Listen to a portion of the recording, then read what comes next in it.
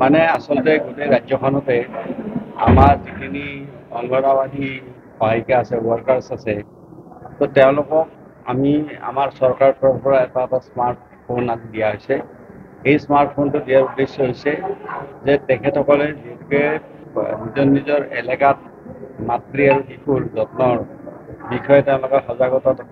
কৰে আৰু উপদেশ দিয়ে। গতিকে সেই ক্ষেত্ৰত এইটো যিটো মানে ইয়াৰ এটা এপছ এটা তৈয়াৰ কৰা হৈছে। এপছটো তেনেকুৱা ধৰণৰ কৰা হৈছে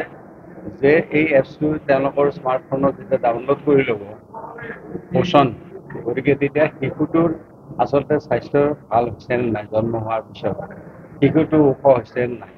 শিশুটোৰ স্বাস্থ্যটো ঠিকমতে উন্নত হৈছে নে নাই, এই গোটেই কথাবিলাক ঠিক তেনেদৰে মাকৰ স্বাস্থ্য কেনেকুৱা আছে, এই গোটেইখিনি কথা তেওঁলোকে যেতিয়া জানিব, জনাৰ পিছত তেওঁলোকে এই কথাখিনি আমাৰ PHCত জনায়, হস্পিটেলত জনায়, আৰু তাৰোপৰি তেওঁলোকে নিজেও যিখিনি তেওঁলোকে উপদেশ দিব পাৰে উপদেশ দিয়ে। এতিয়া আমাৰ চৰকাৰে সিদ্ধান্ত লৈছে যে সকলোকে আমি এনেকুৱা স্মাৰ্টফোন দিলোঁ আৰু প্ৰতি ঘৰতে তেওঁলোকে যেতিয়া যাব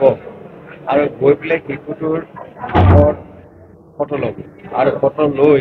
তেওঁলোকে আমাৰ পৰ্টেলটোত আপলোড কৰিব। পৰ্টেলটোত আপলোড কৰাৰ লগে লগে